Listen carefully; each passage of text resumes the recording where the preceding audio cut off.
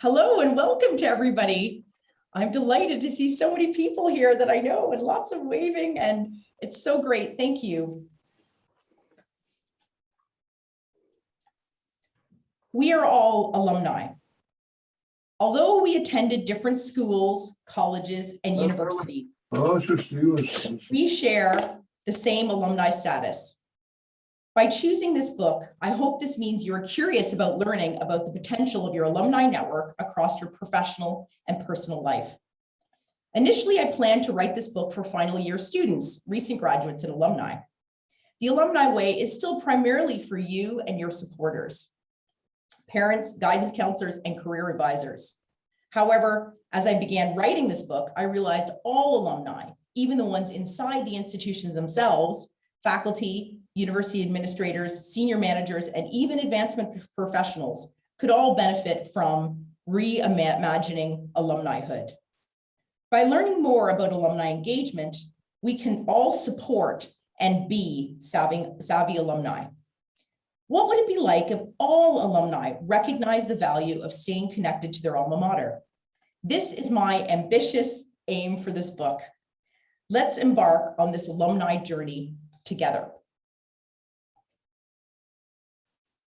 I am delighted to be with you today, and I would like to introduce Dr. Shelly Ann Garland, who's joined us as our MC. Shelly Ann is Associate Faculty Lecturer in Educational Practice for Diversity, Inclusion, and Contextual Studies at National College of Ireland and a Research Fellow at Trinity College Dublin.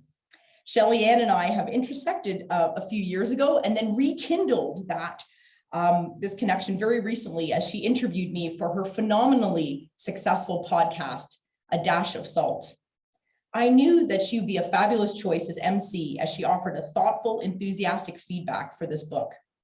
Also, as a new PhD alum who graduated virtually this past year, I knew that she would already start her Alumni Way journey.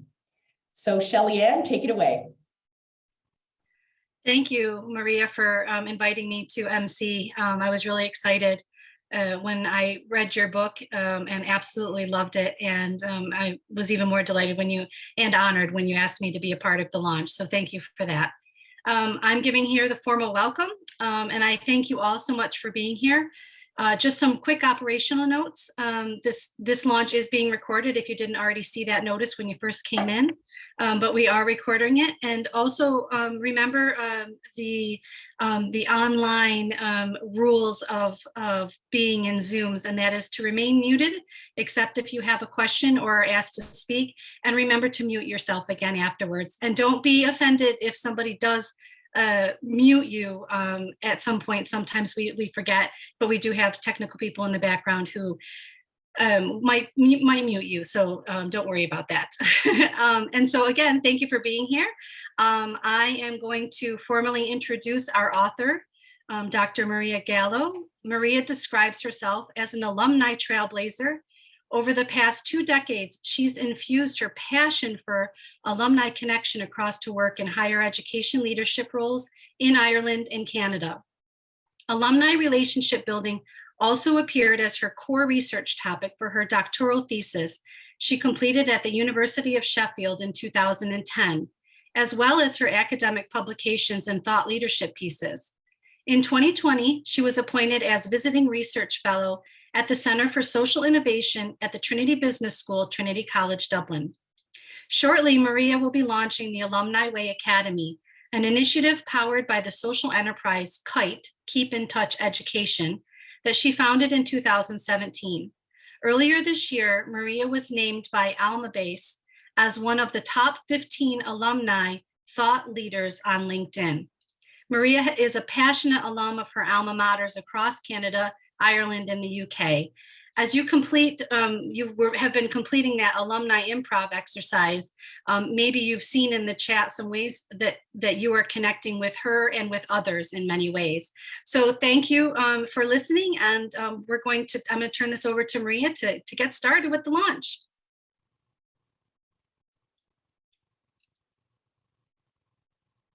Maria, you're on mute.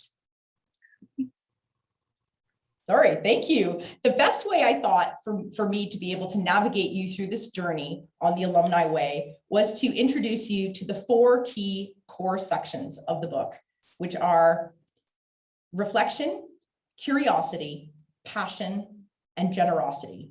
And that's what I'm going to navigate you through today's session with the help of Shelly and a few others that are along the way and through yourselves. So I'm hoping that you have some good questions around these topics to be able to share with the rest of the group.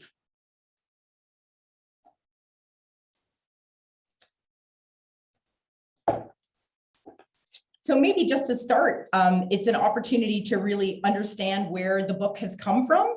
And it's been a long journey. And maybe some of you that have been kind of marking through this will know that this is something that has been a labor of love for mine for a very long time. I started the ideas for writing it. I have lots of my notes and like stuff from the Times Higher Education. I have like big chart paper that anybody who knows me knows I love chart paper, and I have lots of that to document, to show where this journey has come from. And it started around 2004. And in fact, the ideas for this seeded well before that. It was seeded around the time that I graduated myself, and I realized about all the opportunities that were out there.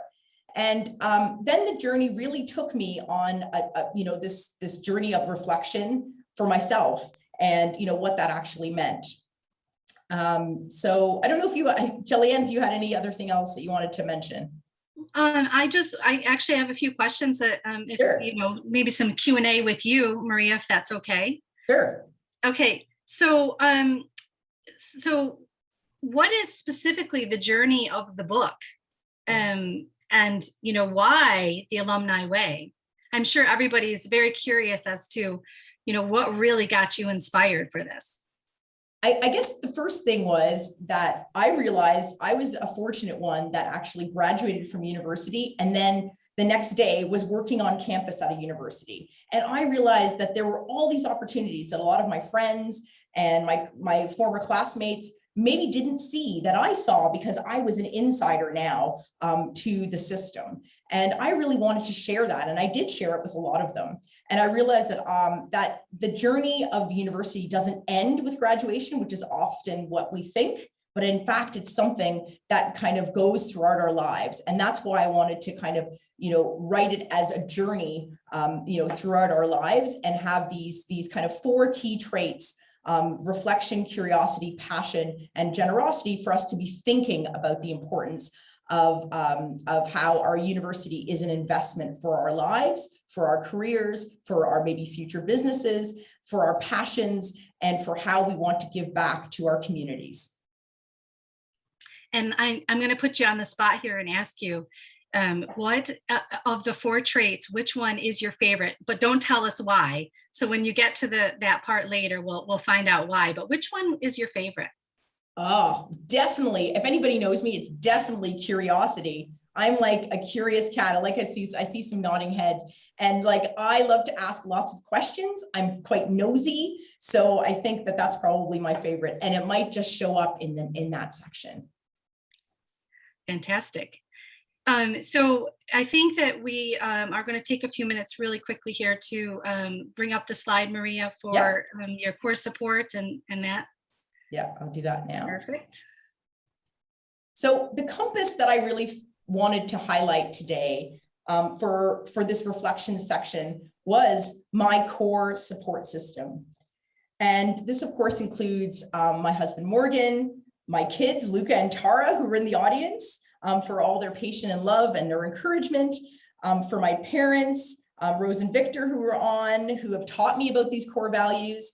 And of course, my broader core family support system, my brother Marco, my sister-in-law Ruth, my in-laws Angela and Pierce, my brother and sister-in-laws, my nieces and nephews, my Zias and Zios, my cousins, my close to family friends like Elizabeth, who I see on the call, which is great to see. And that brings such energy and fun into my life. So I wanted to thank you, Tante Grazie, and Gormi Mayagov, to all of them. And as we're talking about reflection, I just thought I want to kind of get all of you involved. There's about 40 of you here. And I want, if you're thinking about reflecting now on your own university experience, and pick one if you have many, I want you to, if someone was going to ask you, how would you respond? Either A or B. Okay. Would you answer, I graduated from X university? If you did, you put one hand up. Or would you say, I am an X grad? So that's two hands up. So for example, I graduated from the University of Toronto. That would be one hand up. But I would normally say, I am a U of T grad. That's two hands up. So how would you answer that question? Would you say one hand up or two hands up? And let's see some hands up. I'm going to even put another. Hey, I see lots of two hands, which is exciting, but I see a lot of one hands. And I wanted to highlight this because it's important for us to be thinking about how we internalize our identity. And those internalized identities, and if we internalize our alumni identity first, it allows us to think and avail of opportunities. And if we internalize identity. So when we have that, I am a UVic grad, and it's part of who we are, then we're more likely to seek out those opportunities. So now we're going to move on to the next. Oh, look, there's lots of hands up, which is great. Yeah. So you guys, what we'd like to do is just take a minute or two and ask you, this will be a great time as you've started thinking about identity and alumni identity. And we'd like to offer you the opportunity to ask a couple of questions, whether in chat or unmute yourselves and ask the question, any questions that you may have about alumni identity. And put Maria on the spot because she's really good at it. Yeah, go ahead. Anybody, shout out. What is that silence telling us? Mm-hmm. I can start. I'll kick it off. Maybe people will. The question that I have for you, Maria, is what exactly is alumni identity? And is it important to me as an alum or to an alumni organization and coordinators? That's a really big question for today, Shelly. And my book delves a lot into this. And there are some really great scholars who have looked at this alumni identity question. And like I said, I think it's really just having that time to reflect on your university experience or on your shared experience, and then having it say, well, what did I learn about myself? How does it help me to become growth-minded? And then how can I, think about that as part of who I am, so that that I learned about it. It might not have been the best experience in the world. It might have been phenomenally amazing, but that to reconcile the fact that there is actually opportunities that are out there that are connected both to that institution, but also to the huge network of people and alumni that you're connected to by virtue of that shared experience. So to me, that's like the kind of the core, and that's why it's so important that for alumni professionals to be looking at that as a core identity piece, to be able to say, well, we want to build that internalized identity piece within our alumni base. Somebody put a comment, Tom, in the chat today. More and more are graduates of multiple universities or colleges or both. Oops, now it's spinning up very quickly on me. What are you finding in terms of how they identify themselves? So yeah, well, that's the whole thing about identifying that they have to. Everybody has their own unique way and their own pieces of affinity. So at the end of the day, it's the individual who's going to decide if they have these multiple identities. But I think it's really important for people to kind of reflect on each one of them individually and say, well, I really enjoyed that experience and this is why, and I'm going to get something out of that. And also it's about the different life stages that you're in. So maybe in a different life stage, other identities will actually become important or come to the fore. I think this next one in the chat is really interesting because Lucy says, it's more of a statement, but I think it's very interesting. I applied to one university because I only wanted to go there. I later learned that most people apply to many universities, and thank goodness I got in. I think that's really interesting because what would you have done, Lucy, if that, if you didn't get into that university? You would have to rethink your identity or your affiliation of who you thought you would be with. So that's a very interesting statement. Maria, do you have anything to say on that? Yeah, and that's good. Hello, Lucy. Yeah, exactly. And that's part of that idea of the identity pieces. Sometimes we can even form those pieces of identity of ourselves even before we decide to go to university, or we have this idea in our head of what it is and that connection that we have. And so I think it's really, it is very, wow, it's fortunate that you got in, and it's exciting. And then I guess it's just a matter of saying, well, I hope that it actually met those expectations. And part of that is delving into the experience itself, and to ensure that you had that experience that you'd hoped to get out of it. Caroline put a comment in the chat, a question here. Do you think there's a correlation between the phrasing of that statement and the geographic location? I typically say I graduated from Morgan State University rather than saying I am a Morgan grad, because the full statement is I graduated from Morgan State University in Baltimore, because no one knows where it is. Yeah.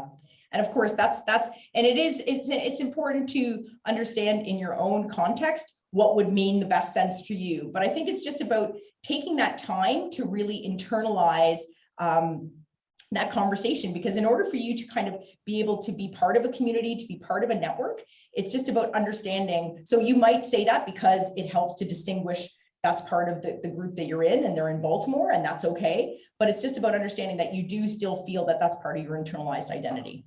Yeah, that's great. And it's all part of this. This is all part of the curiosity bit. I'd love to be able to answer your questions as we move on too. Well, we have one more here. We've spoken a few times about how having an alumni isn't restricted to college graduates. What can we do to encourage non-college grads to understand that alumni relationships are relevant and useful to them? That's a hard one. And if you mean people that have, I presume that it also might mean people that are maybe that were students that didn't graduate, but also maybe in situations where it's also a non-educational context. So it can be in either. I think it's just important that it starts from the moment that they start in whatever that shared experience is, whether that's at university or whether it's in a shared experience like the Scouts, or I hope that's in the chat yet, but other types of shared experience. It's just reminding them that they're part of a community from the moment they start. So they're an alum from the day one, the day that they start classes, or the day that they set foot on campus. And that's really an important way to kind of instill that mindset and instill that internalized view of their alumni identity. So these questions are really great. I'm so glad that they're now. We were slow to get started, but I'm really glad they're flying in now. But there is one more that actually now there's two. Jillian asks, is the sense of identity also an affinity alignment with particular values as well as shared experience? Yes, of course. Everybody has like their shared affinity, and that's an important one, is that you understand that you have an affinity with others, and but everybody, there is something that kind of is that burning flame inside you. There's something that really kind of makes you want to connect with that other thing. And so I can see that as being something that you were very passionate about maybe in college, but it also can be something that you became passionate about and noticed that your university holds the same values. And we're going to be talking about that as we kind of go through this session. So I'm hoping that you can hold some of those questions, and they'll probably, as this flows through, we're going to get some opportunities to be able to answer a lot of the other ones throughout. Yeah, and I'm going to save it, Eileen's, for a little bit further down, because I think it'll be really good in a section. So I'm going to pull that one, Eileen, and save it. And we can ask that one a little bit later when we get into the sections, because that's where we're going next, is we're going to start with the first of those 4 traits. And the first one is curiosity. And so what will be exciting here is I'm going to take a moment to introduce you to Kelly Hui. And then Kelly and Maria are going to embark on a little conversation together that we get to be privy to, which is really exciting, because you learn so much, I think, when you listen to other people talk together and have a conversation together. So let me go ahead and introduce Kelly. Kelly Hui is a network expert and author of Build Your Dream Network, Forging Powerful Relationships in a Hyper-Connected World. Kelly offers a modern approach to this essential career skill, together with practical strategies on how to connect for success in the social media age. She's written and spoken extensively on networking, hosts the BYDN podcast, and is the guest on many, many more. Over the years, she's assembled some cool accolades, including Fast Company as one of the 25 smartest women on Twitter, Business Insider as one of the 100 most influential tech women on Twitter, and Inc. as one of the 10 most well-connected people in New York City's startup scene. Kelly wrote the bold and terrific foreword to the Alumni Way that's launching today. And this is a story that starts with an alumni connection that Maria and Kelly will share during today's session. So welcome, Kelly. Thank you. Can you hear me loud and clear, I hope? We can hear you. Hi, Kelly. Nice to see you. Hey, how are you? My fellow Canadian in New York City. Kelly, massive congratulations. So great. Thank you.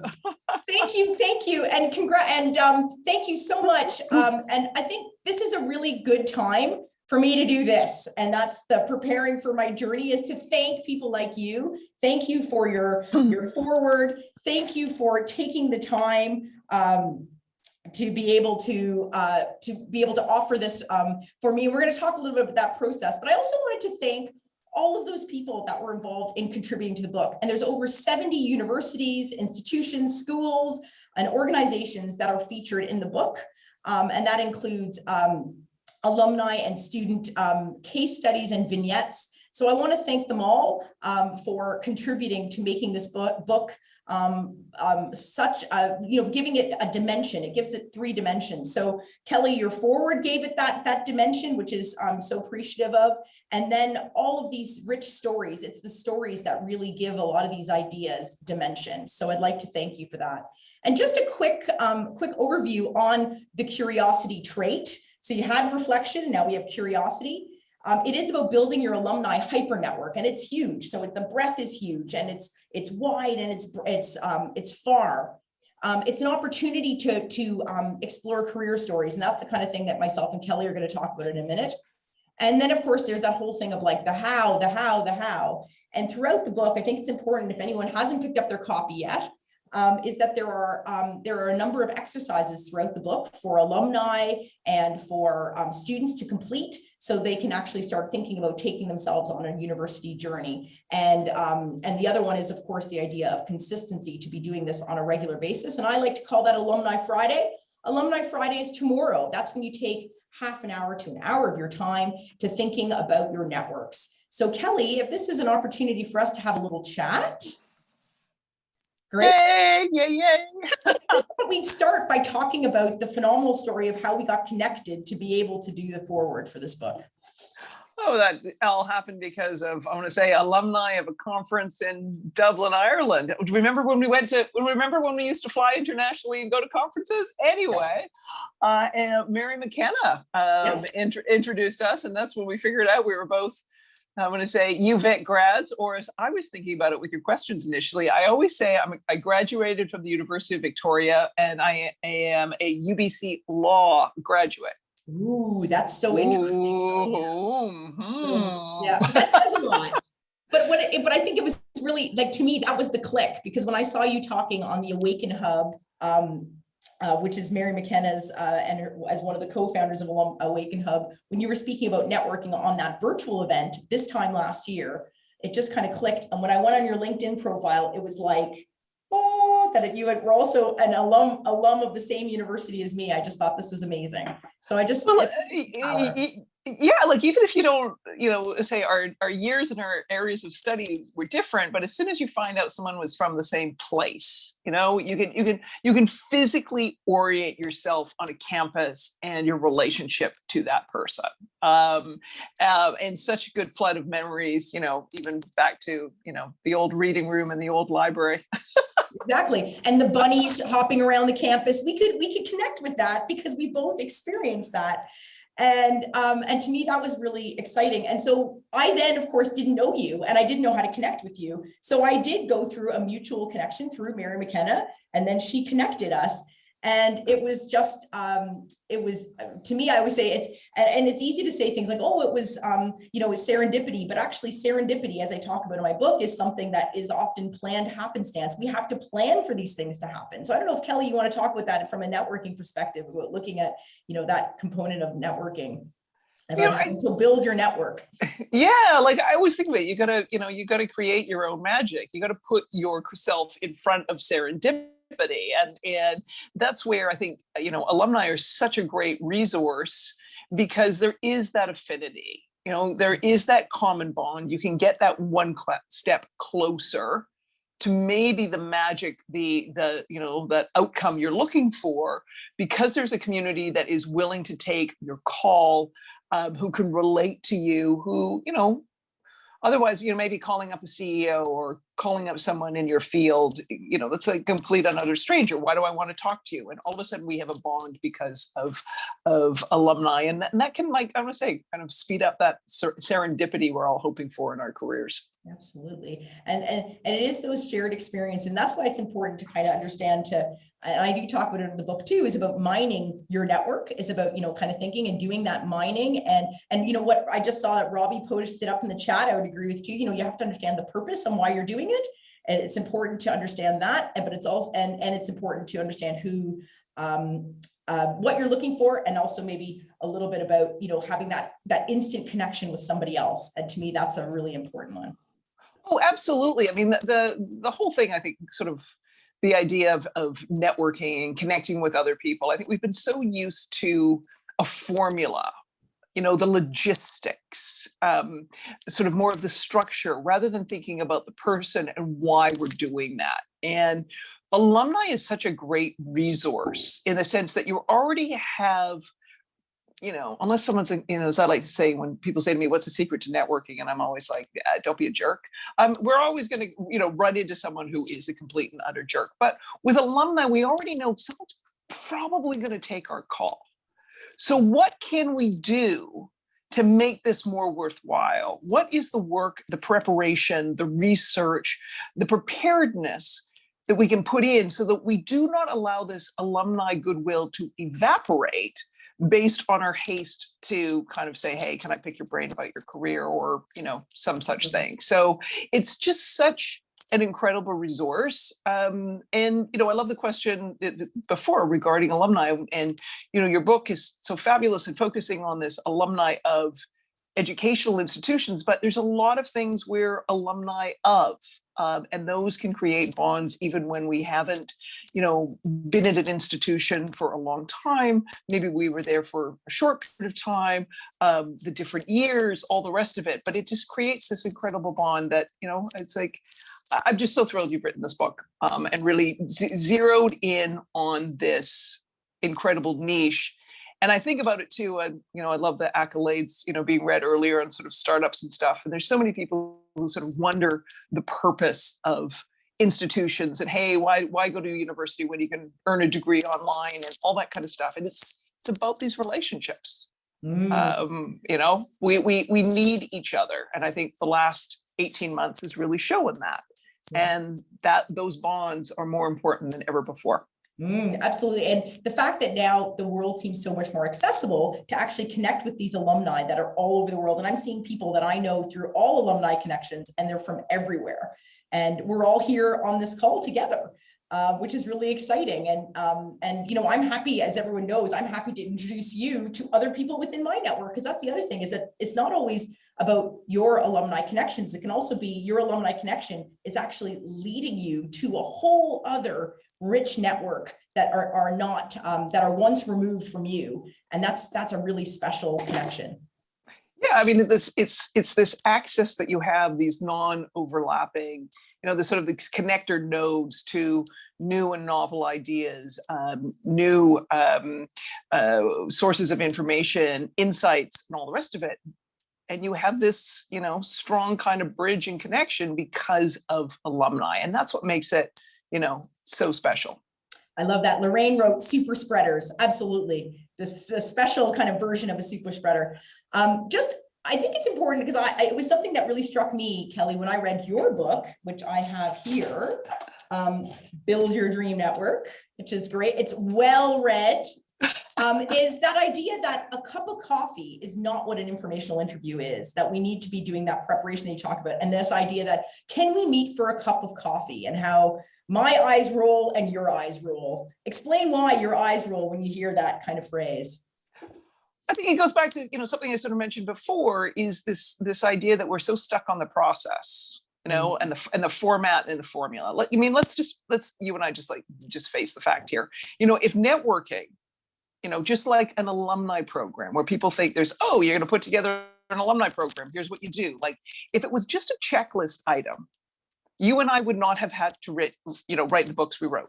Yeah. Like, anyone said they had a problem with networking, we could just hand them the checklist.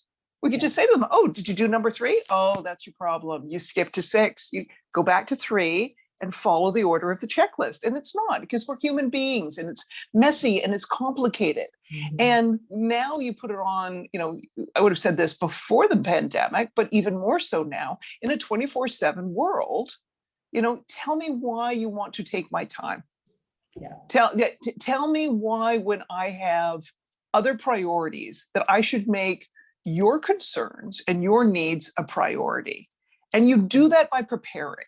And you do that by showing the other person that you understand and value their time and their resources and their insights. And you do that by asking a specific question that they can provide you the answer to in a format that works for them. Mm-hmm. And it's also just, there's all that stuff that they can tell you that you can get off LinkedIn. So don't ask those kind of questions. Oh, yeah. Yeah, do your research and ask a better question. Yeah, absolutely. Yeah, 100% on that one. And it is so important, because if you can get their career stories, how did you get from graduating in the same course as me to getting into your job today? That is such an interesting kind of journey. Talk about an Alumni Way journey. To me, that's the journey that we want to take our alumni on. Exactly. Or the same thing is if someone was to say to someone in an alumni office, right, at a university, oh, who should I talk to about my career? It's like, do your homework. Can you imagine if you went to the alumni director and said, I've researched the alumni database. I see these 3 prominent alums have, my background, and this one did this, and this one did this. Would I'm really wanting to do this, who would you recommend I call first? Or how do you, this person spoke at the university, I watched the talk, you seem to have a great rapport with them. Could you make an introduction? You can't tell me that Alumni Services wouldn't be like, we are all over helping you, because you are using the resources we're putting out there. I remember once an opportunity, I got involved with the YWCA of New York City. And I remember saying to the director, I said, listen, I read the website, and they stopped and they were like, oh, you looked at our website? I'm thinking to myself, what else do you have one, right? Like, I read, tell me about this program. How can I get involved? And the next thing I know, I was there Geek Girls Tech Ambassador, because I'd read the website. And so this is where, just doing that homework, put in that little bit of time, and you'll have such better outcomes. Yeah. I love what Lucy wrote in the, can I pick your brain question? It's that other one. That's the other question that, it's like, you want to do more than picking a brain is not going to get you. You want to be able to be well prepared for that. So I talk about that, as in the book. So that's something. Yeah. I don't know if does anyone have, I see some questions in the chat.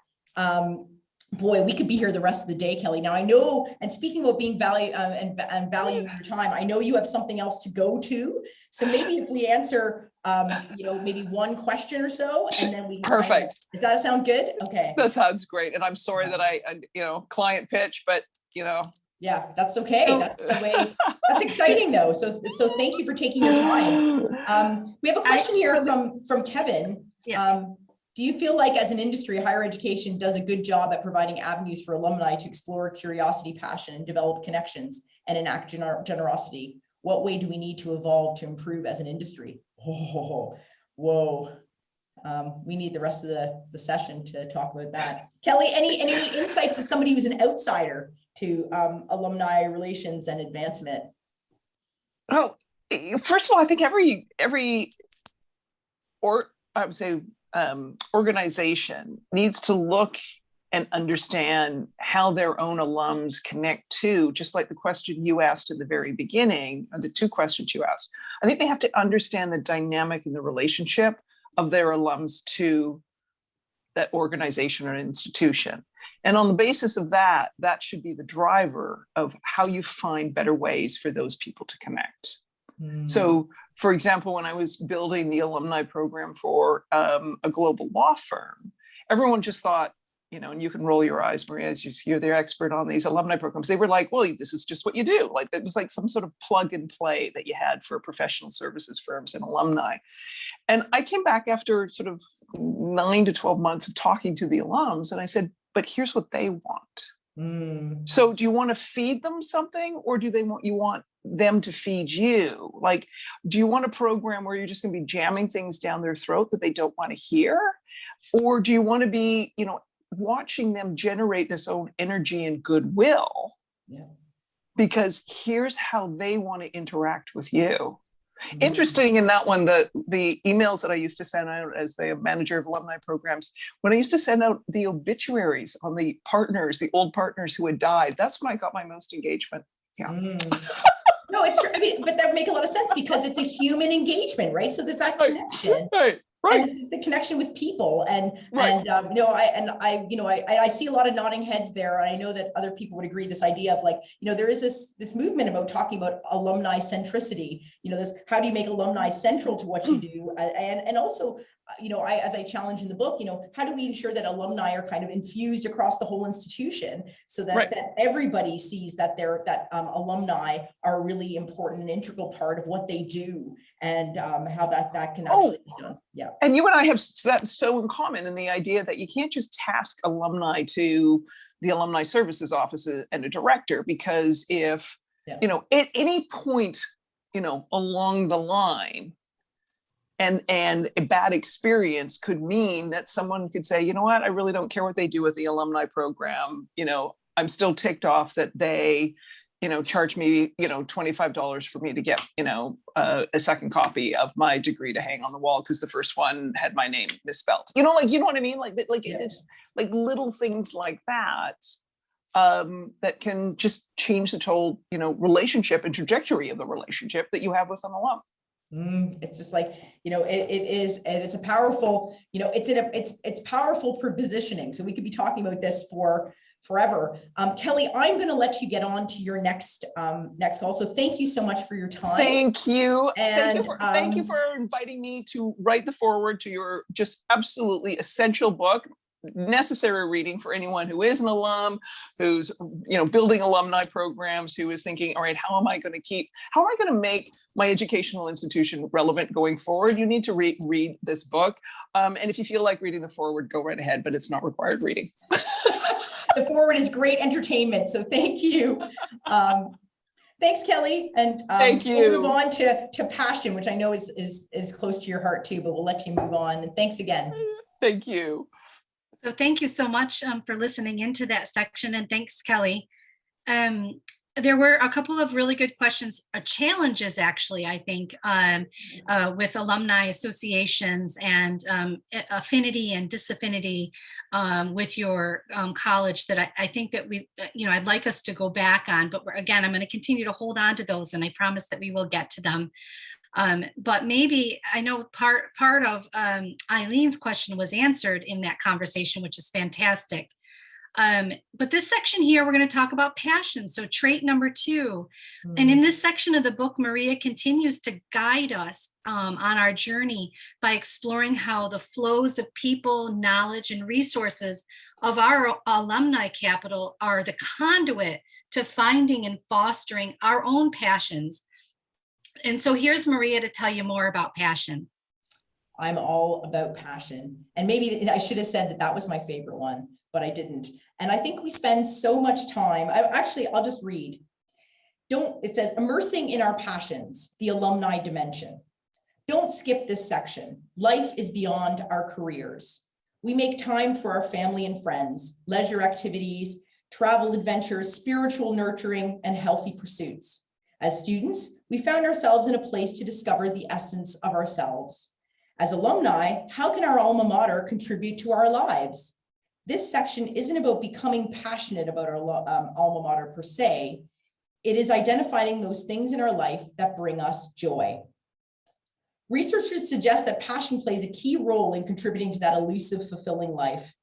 While we can associate passions with negative traits, psychologist Robert Vallerand and his colleagues describe harmonious passion in an article entitled Les Passions de l'âme, the passions of the soul. Such passions become central features in one's identity and serve to define the person. Those who have a passion for playing the guitar, for reading, or for jogging do not merely play the guitar, read, or jog.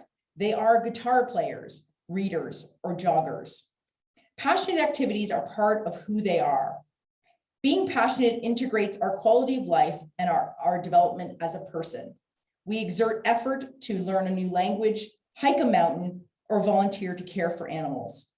The Alumni Way trait of passion complements the trait of generosity that's also discussed in the next section. So this is an opportunity for me to also spend a little time to thank those that had to, oops, sorry, I need to get out of that one. This is an opportunity for me to spend a little time to admire the scenery. So I had a chance to kind of look around at the room, the virtual room, and I really want to thank each and every one of you. I think a lot of you are have been important and integral parts of having to listen to my alumni-infused, passionate monologue on alumni for so long. I've been standing on a soapbox talking about it. And now instead of standing on a soapbox, I can just stand on a whole bunch of copies of my book and just like stand on them and just talk about it.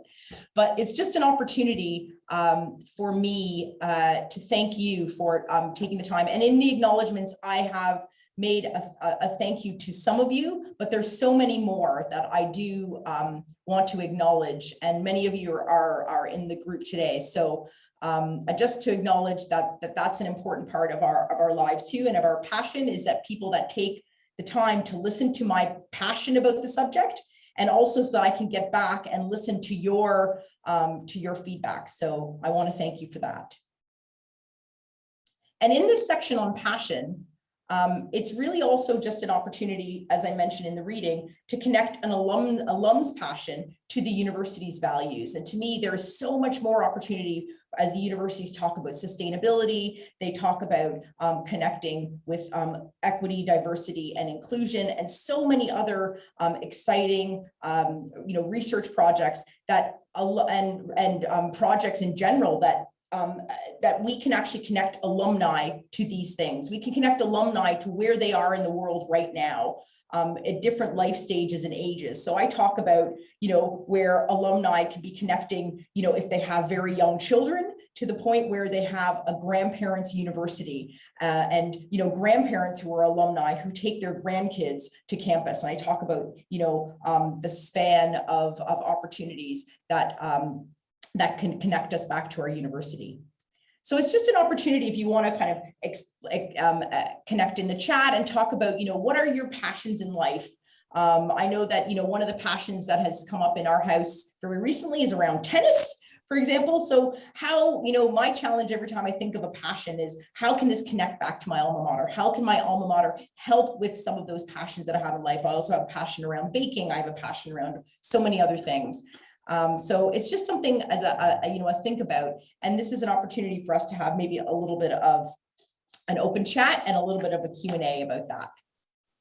So while you guys are thinking about what your passions are and how they connect, I want to ask Maria this kind of difficult question that Olivia asked earlier, and Laura has now piggybacked on that. So I think that it's something that a lot of people are challenged, that a lot of people are thinking about.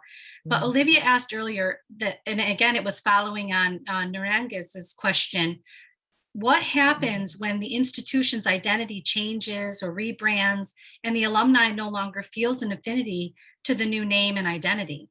And that is a really difficult one, because a couple of my own alma maters have also gone through this. And I think it's about first of all, it's about bringing them along on the process as much as possible. And of course, you can't bring every single alum involved. And so, like with anything, it's about, maybe there's going to be a position of a point of mourning So where people feel like they are mourning the loss of something that they had before. But I know of many, many institutions that what they do is they celebrate that group of alum as a special group of alum that are, that are connected in that particular way. So if they're connected with the old name or within, say, an institution that's been merged or amalgamated, that they kind of celebrate that group as a separate group. But at the same time, it's just about kind of acknowledging that that's that's part of the university's past. But at the same time, it's part of people's their living, it's part of their living being, it's part of who they are. So it's just a matter of kind of maybe bringing them along and understanding how they would best kind of be able to move with that change, because some of these changes are also maybe beyond some of their institutional control, or sometimes changes that have to be made. And so it's about asking alum how can they help to go through that process of kind of grieving or mourning that loss of the old, and how that you can actually bring them into the new, and thinking about ways and getting it from them, just like what Kelly was saying, that sometimes we can spend so much time brainstorming ourselves that we forget we can ask our alum for that. And I think, was that Noura's question too? Was she talking about a similar question, Noura? Yeah, you're shaking your head. Hi, Noura. So yeah, I wondered, so I don't know if that really kind of helps, but I think that, we need to talk about how alumni can be involved in helping with that. So hopefully you guys will continue to chat and share. There's been a lot of really great statements that have been made in the chat, and a connection and an affinity, I think, that we feel with each other. So I hope that you will continue to do that as we move on to the next section in the book, which is generosity. And Maria begins this section of the book with a bold statement, but one that absolutely rings true as we let it marinate in our minds for a moment. The word alumni is synonymous with generosity. Of course, there's always give and take, and that's the beauty of a mutually beneficial relationship. And Maria gently guides us through the process of interrogating our relationship with a give and take parameters of life. Maria? Yeah. Thank you. Thanks, Shelly. I'm just going to go to the next part here. I'm just going to. Just to maybe start off before we kind of, go through it, to me, there's also a point of generosity with being able to amplify the words and the ideas that I had in this book. And to me, that's where I want to acknowledge and to thank people that are in the Policy Press and Bristol University Press team, their production team, their marketing team. I'd like to thank Laura Vickers-Rendall to start off as the acquisition editor. She was the first person that I came across. And I think it's really important I acknowledge her, because she gave me some really bold and really candid feedback on my very early draft when I submitted it to her last summer. And like with anything, if anybody knows me, I can be a little bit of a bulldozer, so it can be kind of hard to do that. And so it was really important and formative feedback, and it made the book so much better. So Laura, thank you for that. And the whole BUP team and Millie and Caroline have been especially instrumental to help with the marketing of my book. So thank them. And to Jessica for the podcast that came out today on transforming society. So if anyone wants to hear more, they can hear that podcast that just got broadcast today. And I also want to thank all the advanced reviewers, and there were a lot. I don't know if Millie I think she told me this early on, but I believe that I broke some kind of Bristol University Press record in the number of advanced reviews. So I'd like to I think it's kind of a bit of a proud statement, but I really wanted to get a very broad group of people to be able to review the book from all different parts of the world, all different diverse backgrounds, people that have worked in different areas. And so I think I got that with the group today. So thank you to all of you and your generous time to be able to do that. And so in this section, which is the last trait of being, along your trek of the alumni journey, is this idea in the book where I talk about that we are all philanthropists. And I think that's a statement that people might that could sit uncomfortably with a lot of our alumni or with even ourselves. But we do all these things where we're giving our time, our talent, our treasure in some cases, and our ties, which is one that's not always associated with philanthropy, which is giving of our network and how valuable and how important that is, both to the institution, but also to others in our alumni network. The more that we diversify giving back, both to our institution and to our alumni network, the more that we receive. And it's one of those very magical reciprocal moments that we can have. So this is an opportunity, I guess, if I can put a shout out to anybody else who wants to talk a little bit, have any questions, or if anybody who maybe gave an advanced review, if they want to talk about what they, from their perspective, what they thought about, reading the book early on. So I'm opening up that to the floor. I know that some of you are out there. I see you on the screen. So anybody wants to talk, I'm going to give you the floor before we finish. Oh no, Tara, my daughter, is not included in that. She's 6.5, 6 3/4. She thinks she did an advanced review. I think there's others out there that maybe might go first. Does anybody want to?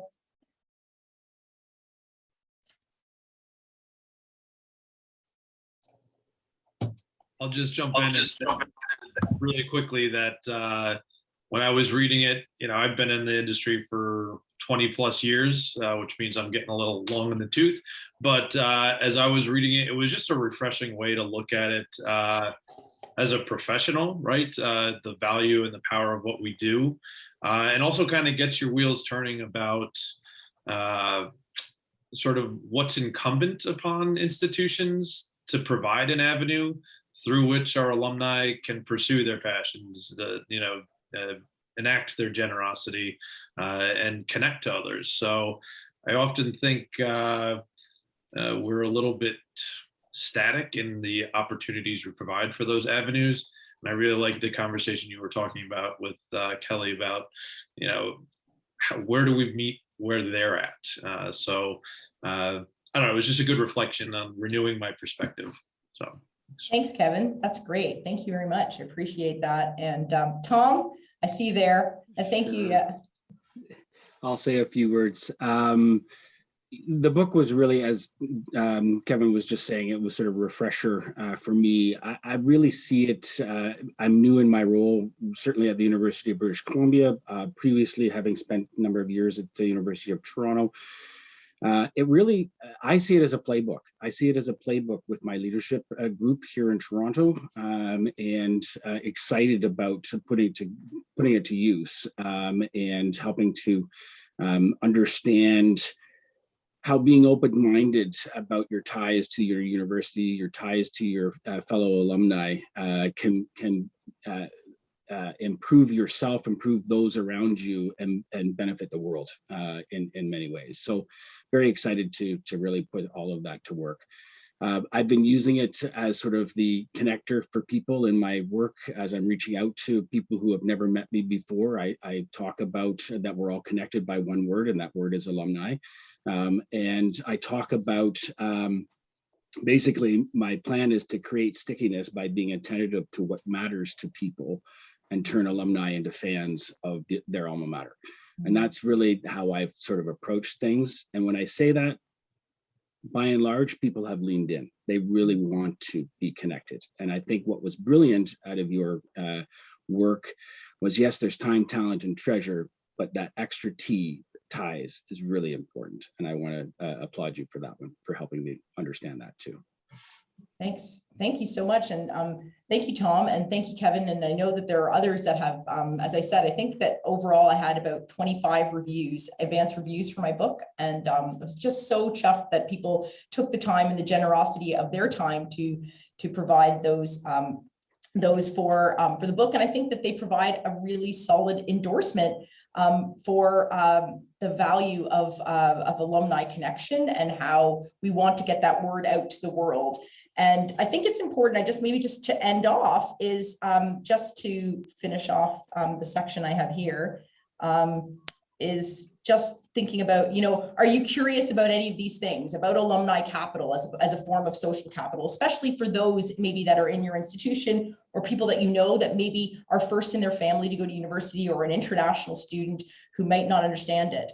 Understand how alumni are actually shareholders of their university. So I talk a little bit about, refuting and replacing that student as customer narrative. Thinking about the careers radar and, the who knows you, not who you know, because everyone says, oh, it's who you know that gets you a job. And I always say it's who knows you, and what I talk about in the book and how that, came about in my book. And also this idea of, our alumni are more than just people that can help our institutions or help their alma mater, but as active global citizens in the world. And also how they can kind of go about doing this on a consistent and regular basis. And of course, the time, talent, treasure that I already talked about. And maybe just to kind of end off, just to, put that challenge out to you. How can we share the Alumni Way with the world? How can we tell people, especially, like I said, those that maybe have never had this experience before, or don't know others that are also alumni of a university, because maybe they are the first in their generation to go to university, first in their community, and people that are international alumni that maybe that aren't as familiar with what that actually means, and how can we share these ideas with the world? And I just wanted to kind of leave you with this, leave you with that challenge, and then an opportunity for you to kind of think in the chat about, what is Alumni Connection? Alumni Connection is, and an opportunity for you to respond in the chat. And it's so interesting because so many of you, as I see on the screen, are all connected a lot of the time to me, but so many are connected in so many ways. So I encourage you to put up your LinkedIn profile so that you can kind of connect, and you can kind of augment your own LinkedIn, your own networks, your own alumni networks. So many of you are connected to CASE, but just in different parts of the world. For example, the Council for Advancement and Support of Education. So many are connected in so many ways by institutions, by connections of networks. So I'm just going to leave you with that. And just that we're reaching our destination. And if you'll indulge me for just 2 minutes, I'm going to read just one little short conclusion part in my book. The university degree makes us lofty promises. It will open doors, attract opportunities, create a path to financial freedom. There is an allure of gaining independence too. Getting out of the parents' house, my parents would love that. Starting our own business, securing a fabulous job on the way up the career ladder. As we journey along the path of the Alumni Way, it is obvious that one parchment alone cannot deliver on this ambitious promises or hopes of independence. Our education is part of our our university experience. It forms our bond to our alumni capital. It is this capital, the flows of people, knowledge, and resources, that can help us to take up the megaphone to amplify the next phase in our lives. In fact, it is not independence at all. Our alumni capital fosters our potential interdependence. We can gather the threads of our shared experience of our life and weave a rich tapestry. This woven cloth of our shared experience drapes over us. It is comforting and warm, especially when we are open to interactions and lifelong learning that we gain from others around us.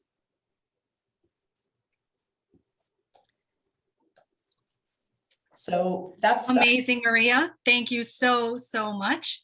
I want to thank again everybody for joining us today. We hope that you're really excited about reading the Alumni Way, and to please feel free to share your reviews with Maria and Policy Press. They'll make sure to provide you with their contact information before we head out. And also, I know there was a couple of questions in there about when should you expect, you've pre-ordered, and when do you expect to receive your copy? Today was launch day, so I'm betting, and Millie can come in on this if she's there, yeah. That it's gone out in the mail today or going out in the mail to you today. Yeah, you had to wait for the hype, you had to wait for the build up, and now it's here. I hope that you're all as excited to get your hands on the book as those of us who have actually had the ability to sort of pre-read it ahead of time. So again, thank you for joining us. Thank you, Maria, and to Kelly, who I know has already gone off, but for a wonderful conversation that really, I think, helped to energize us and excite us for connecting our networks in the Alumni Way and to help us along that journey. I know that we're going to now send you guys off as we say our goodbyes with some music from Morgan and Luca Ferriter. So I think this is a really exciting ending as you go. Nobody likes to go out in silence. So we're going to play a little bit of traditional, authentic music for you as we say goodbye. So thank you so much for spending time. My son and my husband. I'm so proud. Thank you, everyone.